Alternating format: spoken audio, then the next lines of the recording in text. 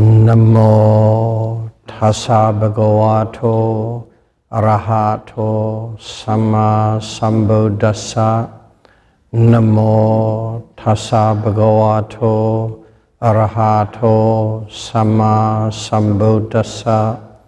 Namo tassa bhagavato arahato samma sambuddhassa.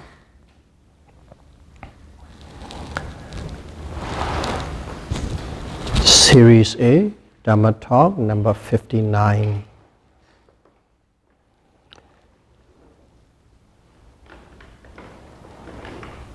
We were talking about the Eightfold Noble Path.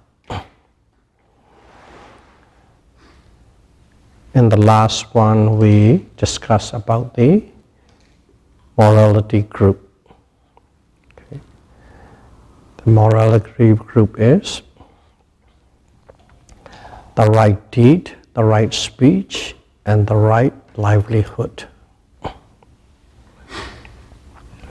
And the one thing we should give attention is the last one, the right livelihood.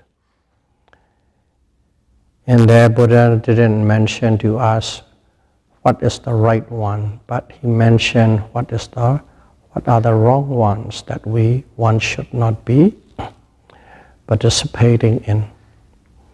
Anything that involves killing,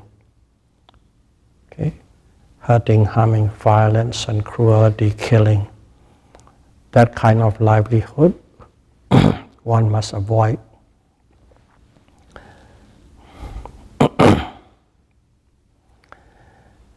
And also dealing in arms, weaponaries, arms trade, that kind of nature must be avoided. And the third one is dealing in poison. Poison seems to be one of the products that a lot of assassination happened in the past and even in the present time.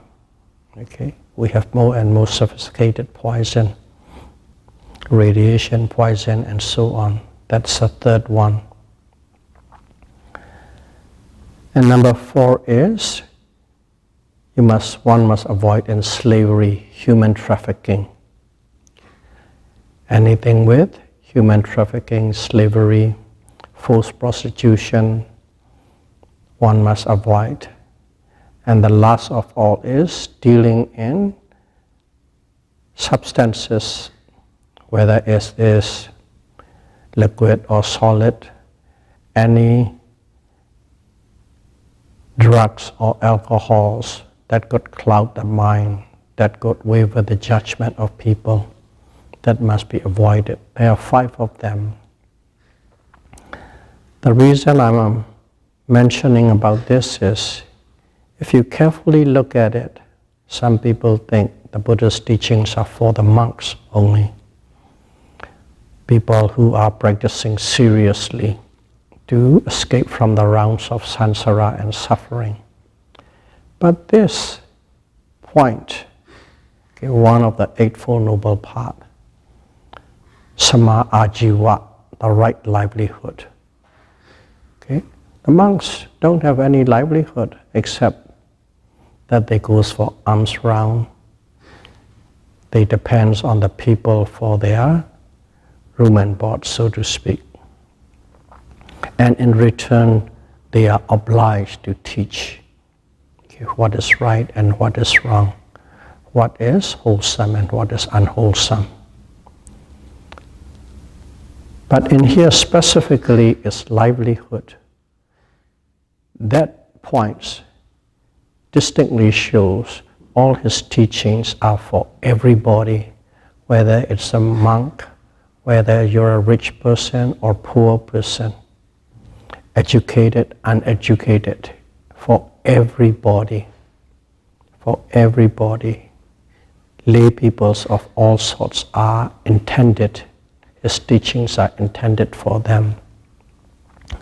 One may take up his teaching and practice accordingly based on the time that they can provide or put aside, or to the extent that they want to. Okay? No, he's not pushing everybody, must do, must do, must do. You pick up and do the best that you can. And we all practice based on own mental inclination. So that's how I see Sama Ajiva. Sama Ajiva points out his teachings are for everybody, lay person, family man, single, divorcee, widow, everyone, whoever is interested. So that is in the morality group. And this talk we are going to deal with the concentration group or samadhi. Concentration group, first is samavariya, okay, the right effort. Second is samasati, right mindfulness. And the last one is samadhi, right concentration. In here, one should know there's a word, variya, effort. But not only the word variya, in front is called sama.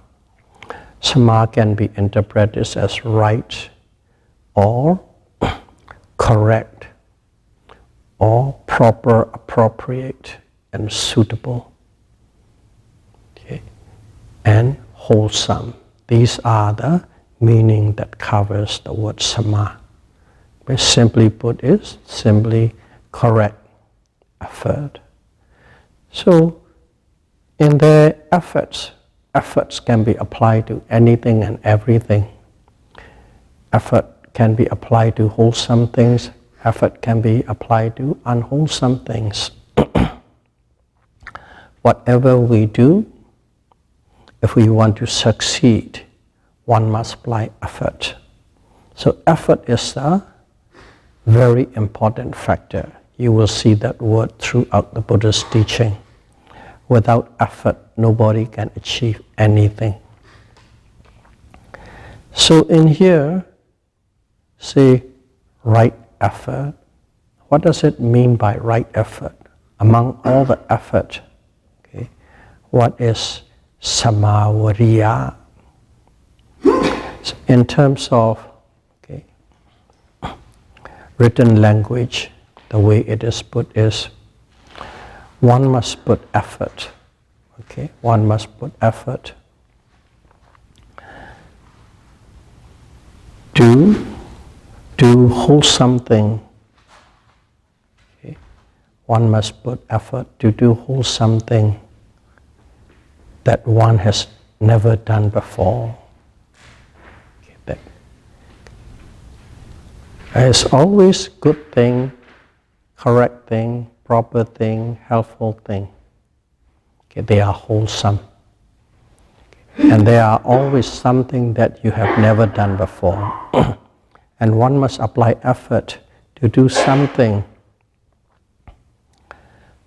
that one has never done before. And that effort is a right effort. And also, one must put effort in wholesome thing, wholesome, proper, good, which produce good karma. Okay, repeatedly, again and again, what you already have done.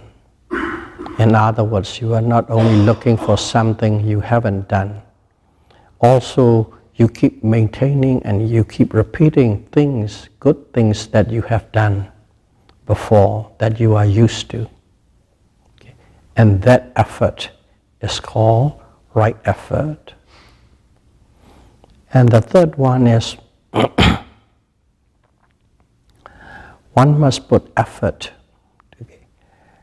to avoid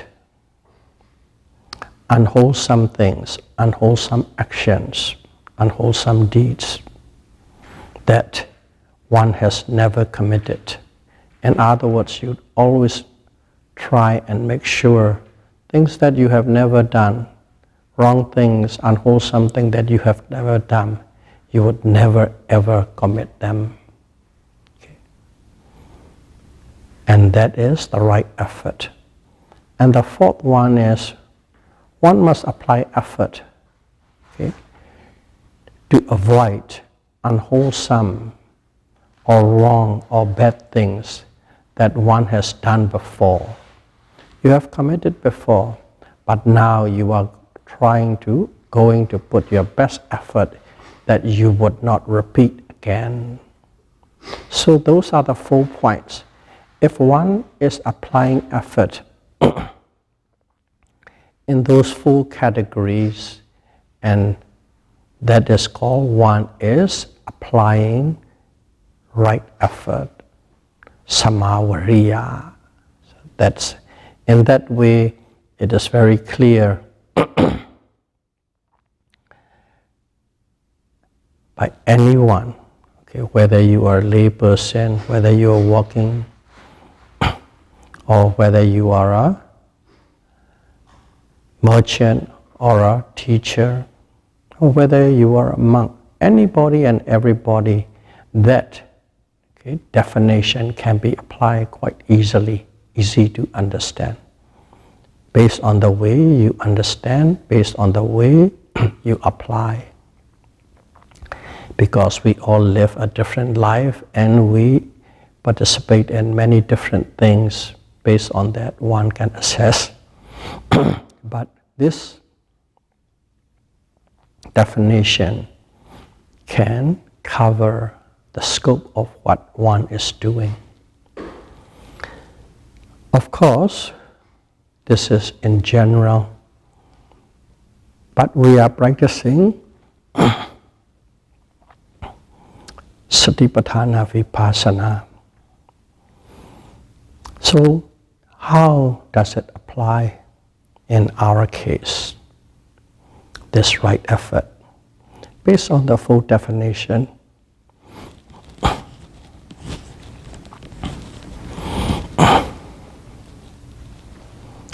so we are practicing. When we practice, what do? We try to be mindful. Okay? We try to be mindful. And when we try to be mindful, based on the effort we apply, how much time we can give, how much days we can give, how much retreat we can go. And everybody progress in a different way based on their participation. When they participate, let's say you are doing 1 hour a day meditation without fail. When you do 1 hour a day meditation, okay, you do every day, okay, without fail. And if you do every day without fail, what this mean is you are doing a wholesome thing and you are putting effort, you would not fail. Okay? You would not miss, you would not skip any day to do 1 hour. That means one is applying effort to do wholesome thing that you have already done, but maintaining it constantly. That is how one can apply in a meditation. And then as we practice, and we all know, based on your effort and the duration and the intensity practice, you progress and you progress and you progress. When you progress, let's say one is come to the point of the basic level, you understand and you experience, okay, discriminative awareness of mind and matter. Once you begin to experience the discriminative awareness of mind and matter, okay, what you do was, in your practice, you always put effort, okay, in your observation, and that you are aware of the discriminative or the difference between the mind and matter in all your observation. Okay? It is not that you just experience, okay, discriminative awareness of mind and matter once or twice, but you keep on practicing so that that experience become in a high frequency in your life, in your daily life, not only while you're meditating, walking, talking, doing, eating, laughing, joking. In there, when you apply effort, you see that, okay, the difference, the total entire difference between the nature of mind and matter again and again. Again, that is the example for applying effort to do the wholesome thing that you have done before.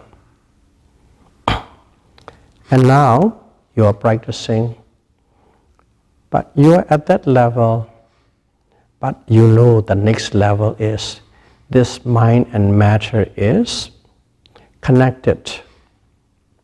Okay, they work together through the law of cause and effect, causality. Okay? That is the nature. You know from the talks, you know from your reading.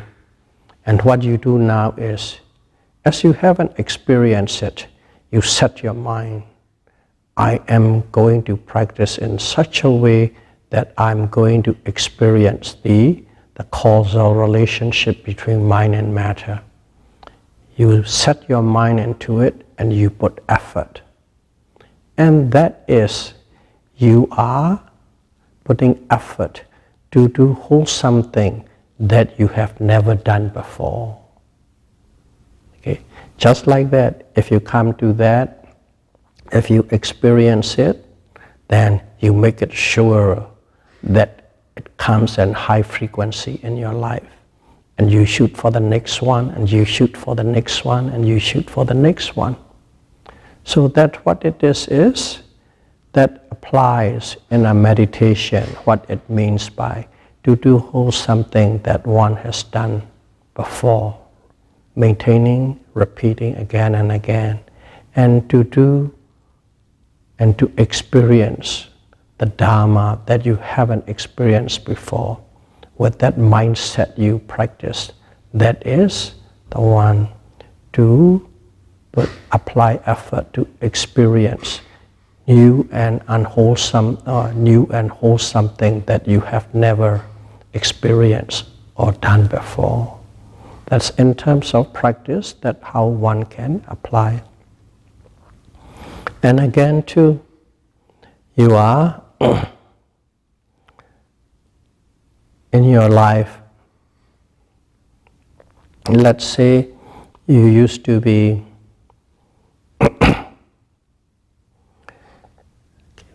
before the practice, before the precepts, you live your life naturally. At that time you don't even consider that it is something bad, something not good. What it is in our culture, okay, drinking alcohol is the socially accepted. Okay, the society has accepted drinking alcohol. That one, and nobody considered this is a fault, this is a wrong. But for the one who practices mindfulness, you understand it is not wrong in the sense drinking the alcohol, it is wrong in the sense as soon as you drink alcohol, what happens? Your level of mindfulness totally drops. So it is totally opposite to what you are striving for. Okay? And because of that, that drinking alcohol becomes a negative nature for the path that you are walking on, the mindfulness path. So in other words, you used to drink and you don't even consider that that is wrong. It's okay just to relax it, just to take the edge off from daily's work. Okay, just to have fun, that's about it. But now, in the practice, you become quite acutely aware that it is totally opposite in nature from the path or from the mindfulness that you are working and practicing on. So you can say this is the unwholesome thing.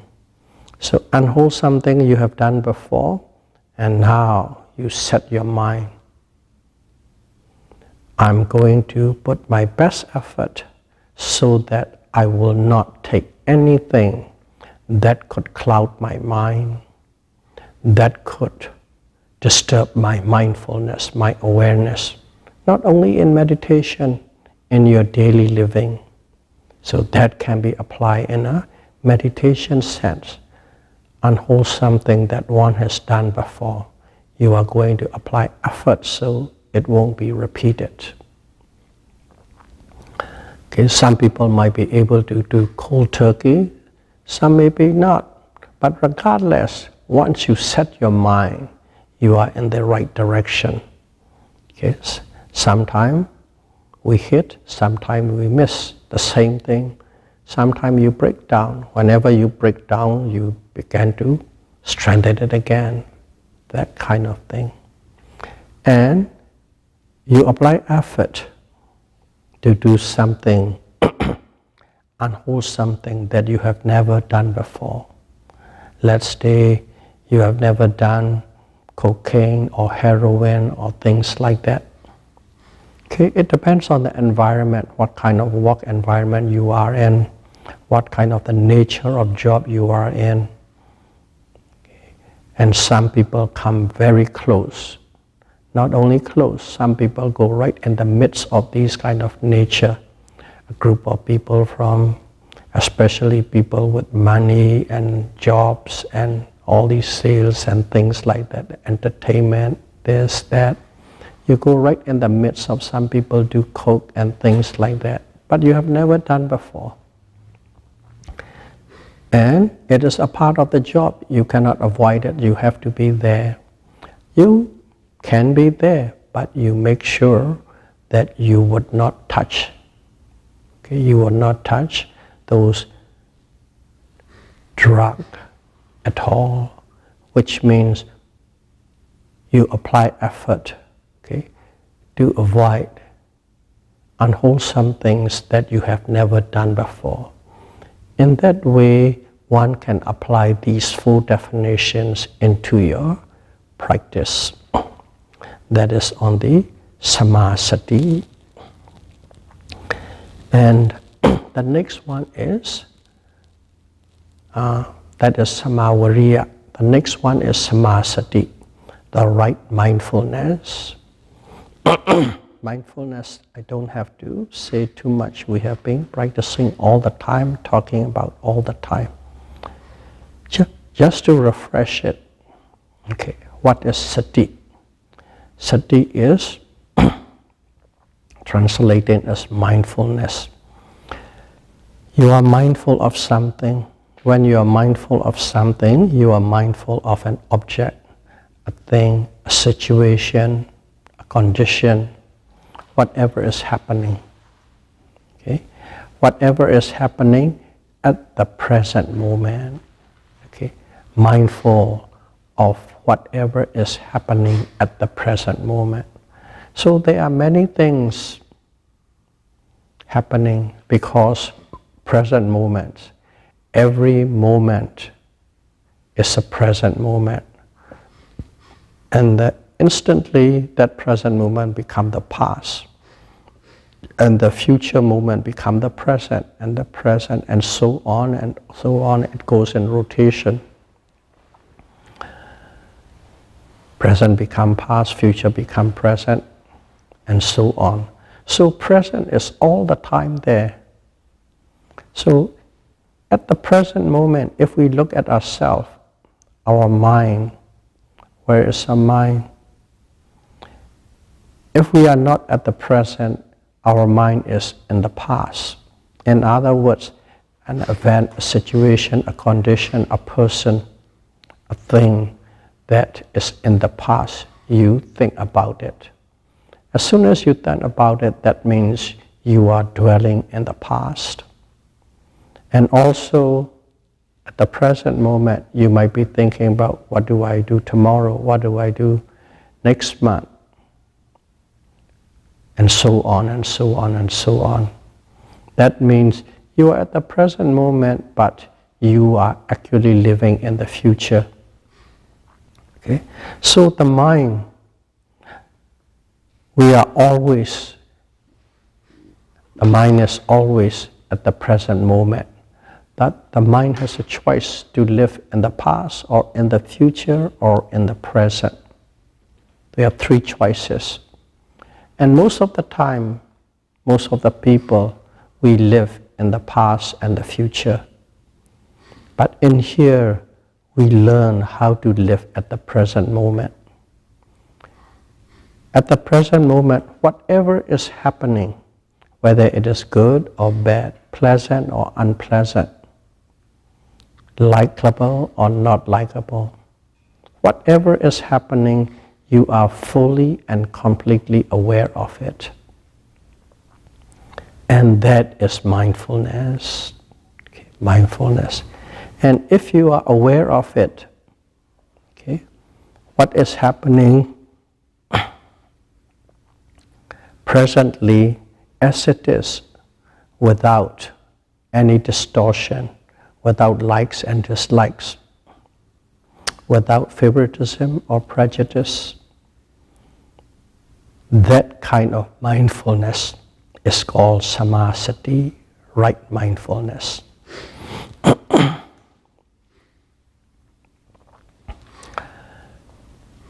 So,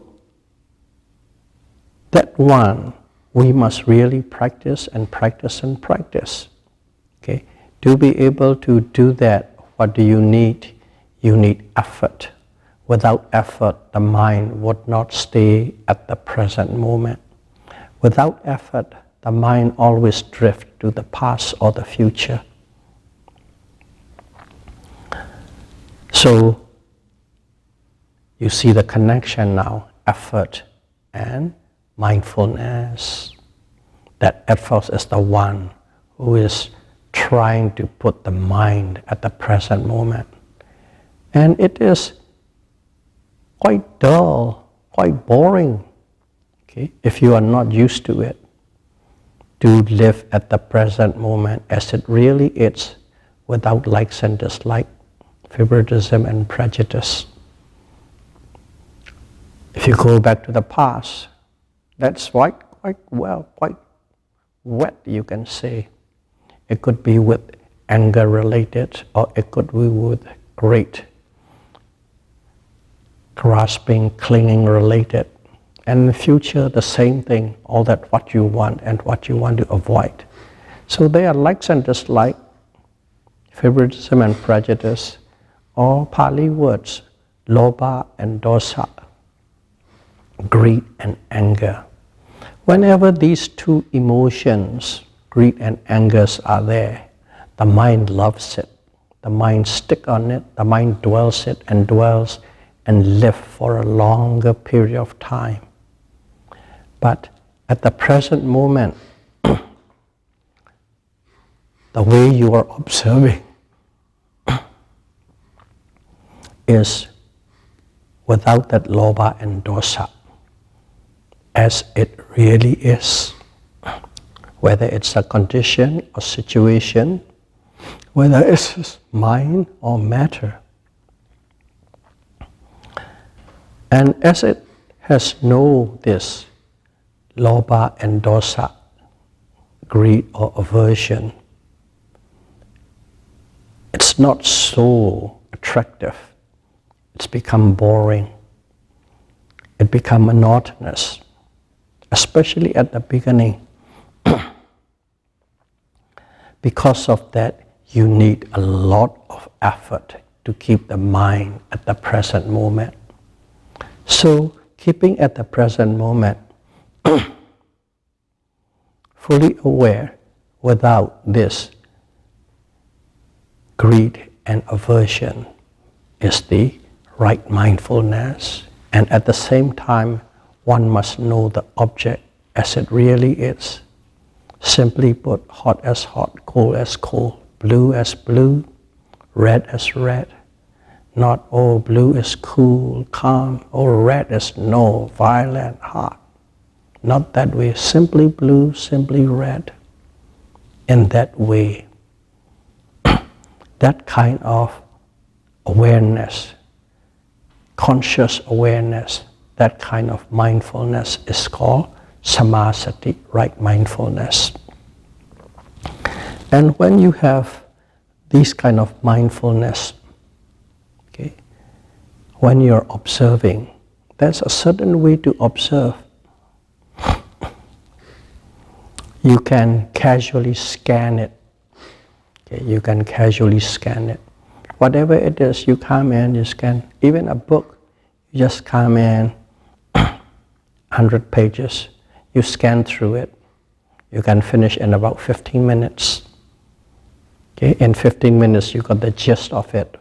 What this book about, how it starts, what the theme, and then how it ends. But you don't know the details. Once you spend the whole week to speak or to read, then you know every line, every twist, every plot, every angle, and the nature of the characters. So that one is, you cannot skim it, you cannot skim through. You have to read it deeply, thoroughly, and completely, cover to cover. Take time. Have to even repeat in some cases that you don't know. Okay, that's an example. One example to use for mindfulness. And when you are mindful, you are observing an object. Object could be a thing, object could be a person, object could be a situation, condition.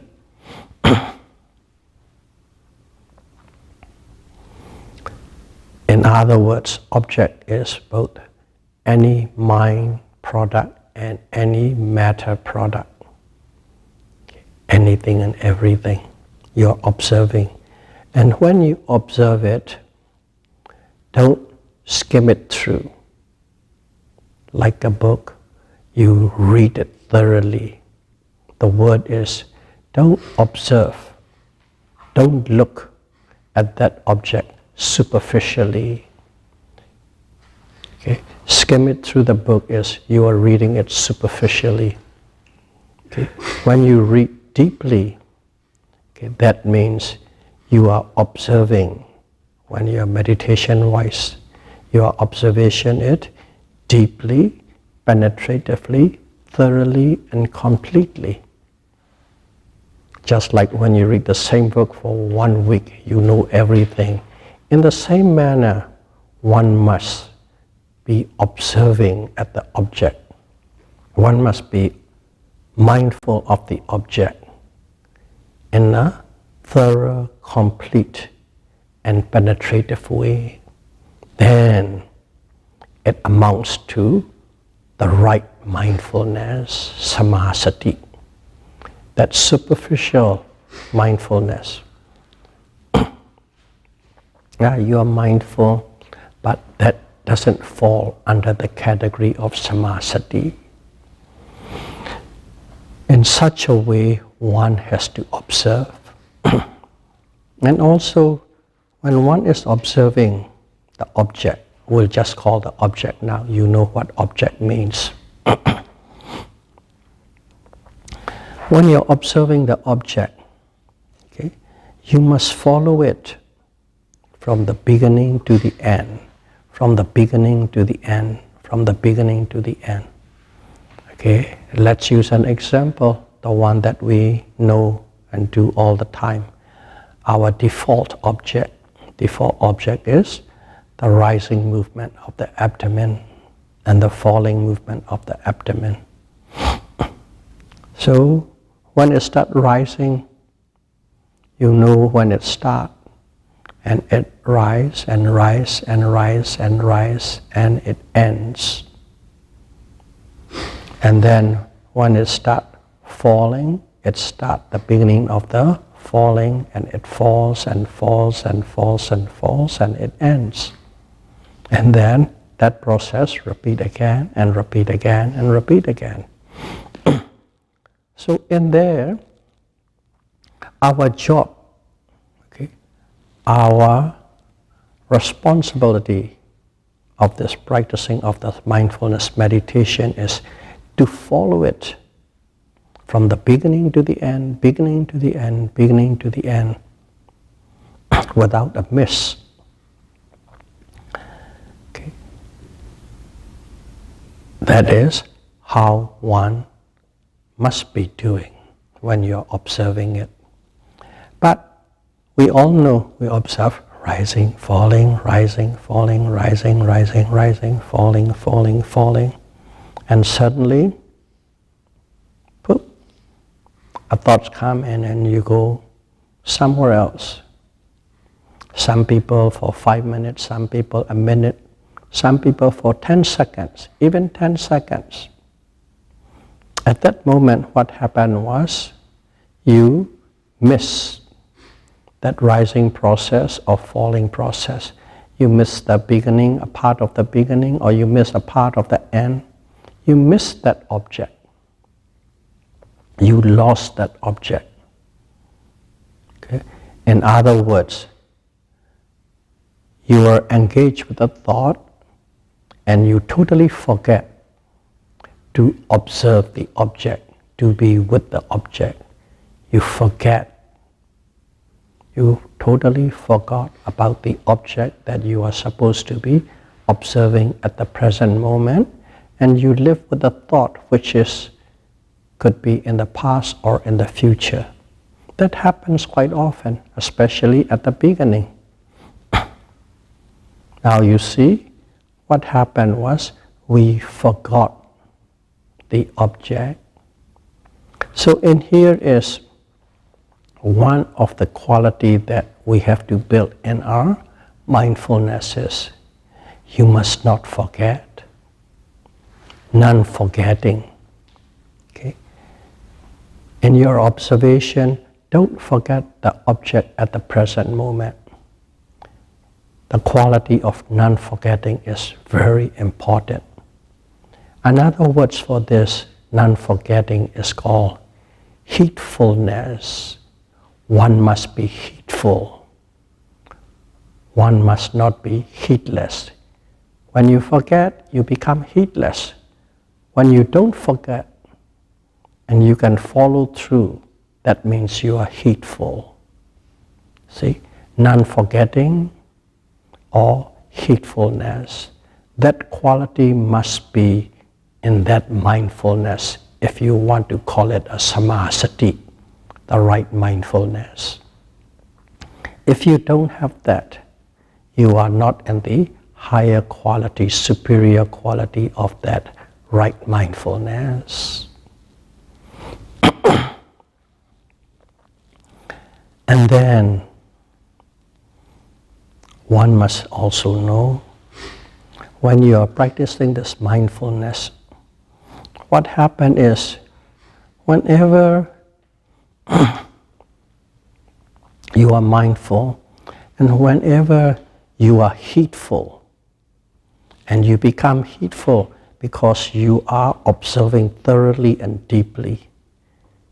If you are not observing thoroughly and deeply, you cannot be heedful. And when you are penetrative and heedful, what happens is your mind is totally engaged with the object of the present moment. And if you can sustain that engagement with the present moment for a certain longer period of time, what happens is, at that moment, what we call that lobha and dosa, okay, greed and aversion and delusion, lobha, dosa, moha. In one word, it's called kilesa, mental defilements. Mental defilements cannot come in because you are heedful, because you are non-forgetting. You don't forget about the object of the present moment. And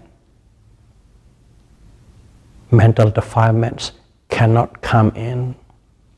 So what happens is mindfulness automatically, if it is a right mindfulness, automatically that becomes the guardian for you.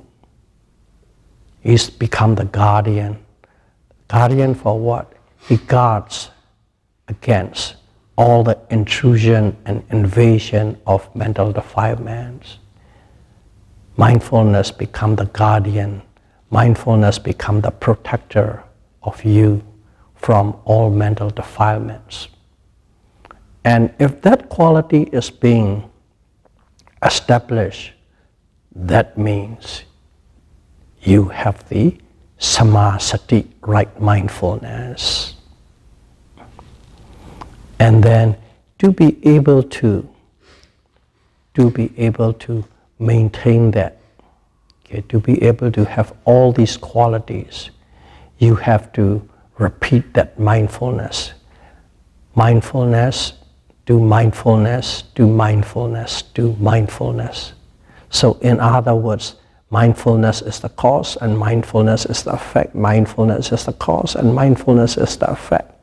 Cause and effect. Because of that mindfulness, you can keep maintaining. So if you can have all these qualities, and if you can keep your mind at the present moment, okay, without likes and dislikes, favoritism and prejudice, then you have established samasati, the right mindfulness, one of the Eightfold Noble Path.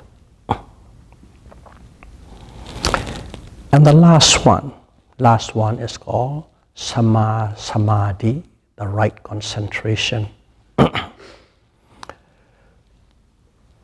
Concentration, whenever we meditate, of course, we establish a certain degree, a certain level, a certain kind of concentration. We all know there are two types of concentration. One type of meditation is called samatha meditation or concentration meditation. Okay. In short, that one is you focus and you anchor your mind on a conceptual object of your choice, and you focus, you established your mindfulness on that object to the point that you become one with that object. So when you do that, you have established concentration, but that is called samatha. Okay, concentration developed by concentration method or fixed meditation. Those kind of things, you become one with the object. Okay, but the concentration that we are establishing is different from that one. That's called, in Pali, it's called jhanic concentration. But in mindfulness, we are living moment to moment to moment. Number one. Number two, we don't choose what object it is. That's number two. And number three, also we observed in its true nature, in its own reality, not with the conceptual form, but in the ultimate form, in the ultimate sense and conceptual sense, or apparent or ultimate. So we don't go to the concept, we don't go to the apparent reality, we go to the ultimate reality, which is not a concept. So that is in Vipassana, that's what we do. At the present moment, whatever is arising, the object, we observed from the point of view of ultimate reality. That's what we are doing. And even that, We don't choose. Whatever that arises at that moment, we observe. So from that alone, you can understand that you cannot develop a very deep jhanic concentration. And we live moment to moment to moment. But at that moment, the beginning of that moment till to that end of the moment, in other words, whatever object at that moment from the beginning to the end, we follow, we observed from the beginning, the middle, so to speak, and to the end, without missing, with full heedfulness, and deeply and thoroughly. When you do that, automatically at that moment, a very powerful blast of concentration is developed.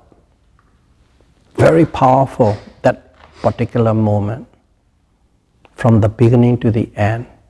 And when the object ends, of course, mindfulness on that object ends.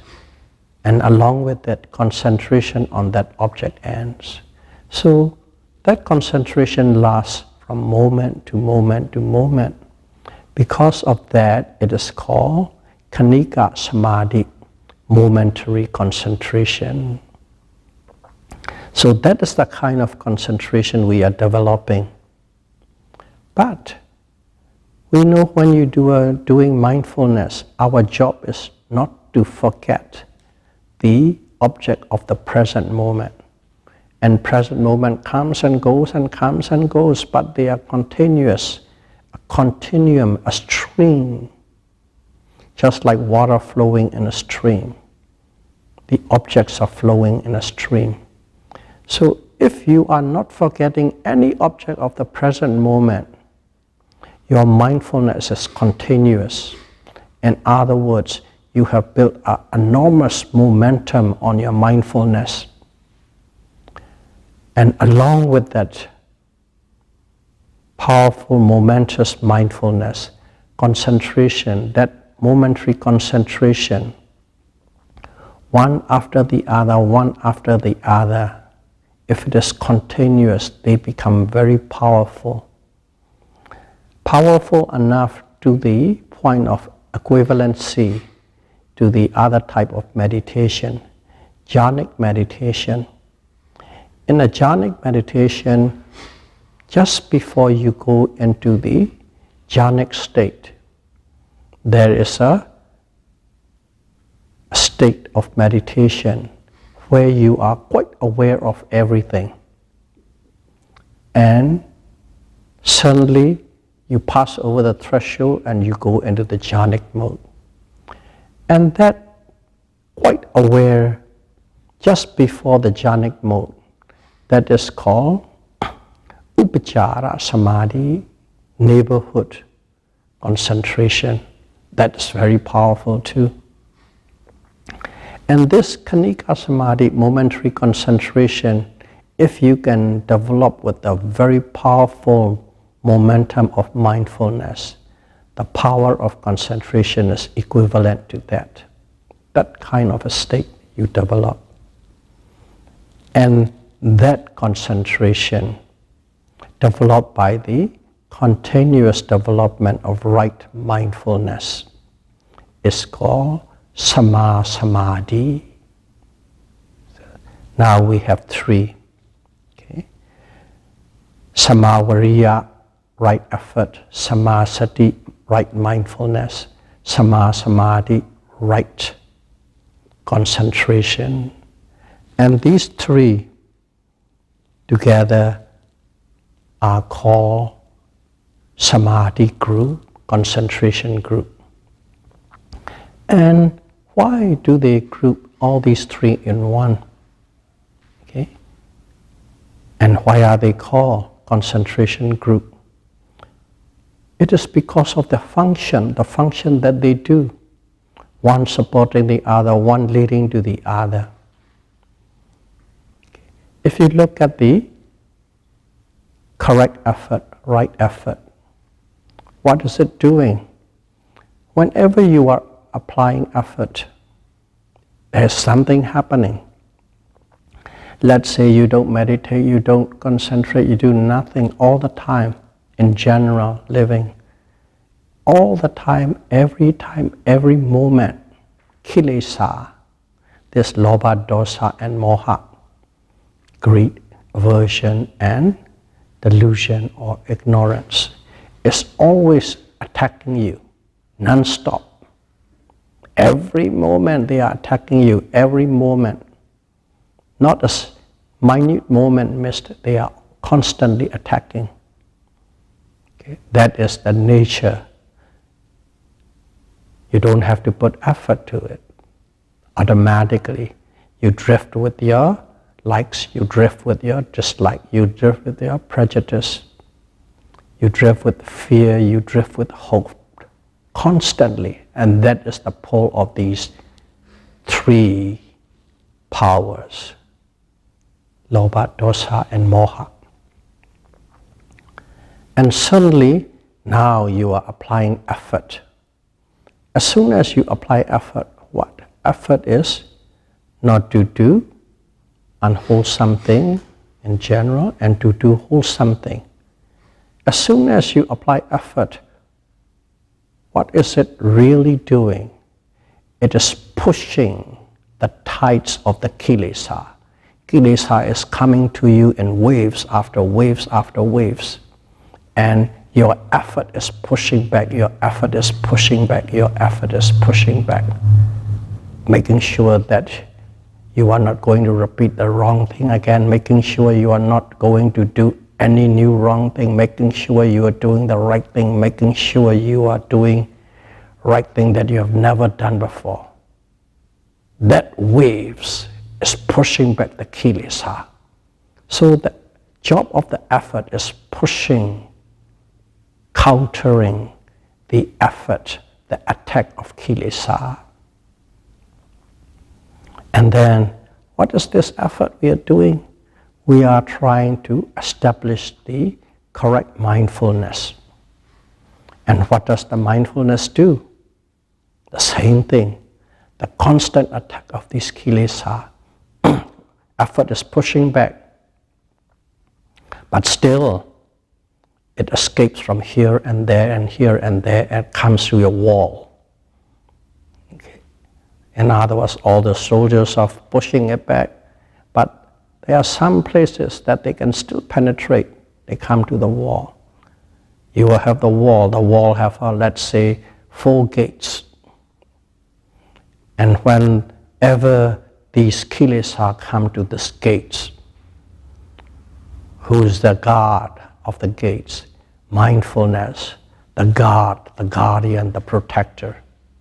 So, anything that comes in and trying to enter the city through these gates, mindfulness, security officer, the guardian is just blocking them, blocking them, blocking them.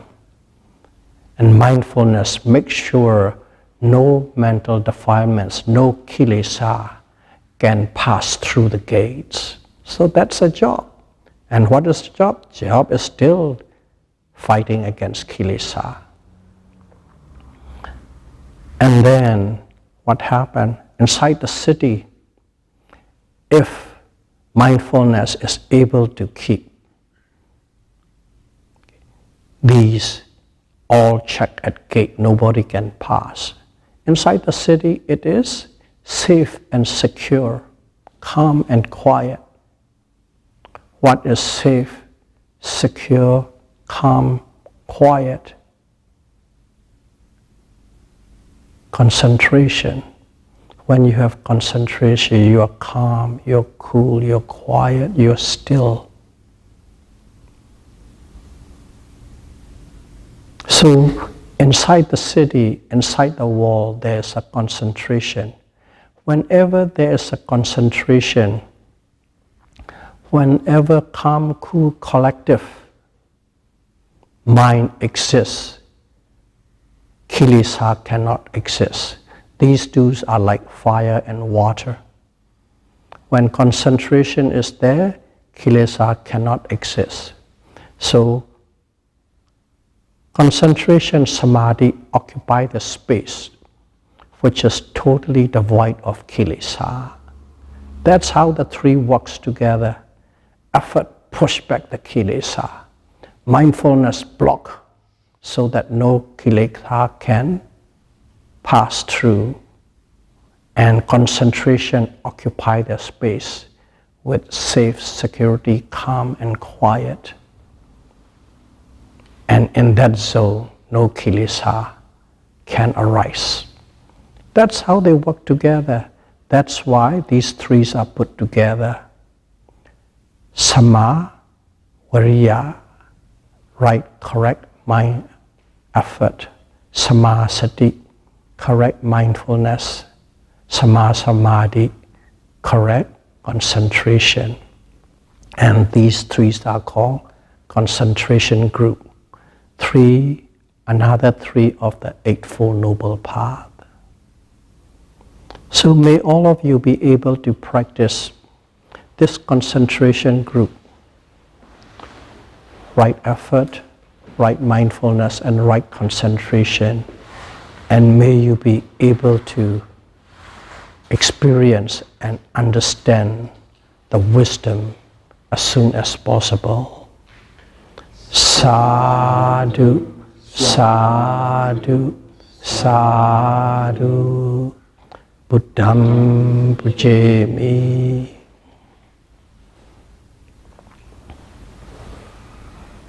Dhammam pujemi. Sangham pujemi.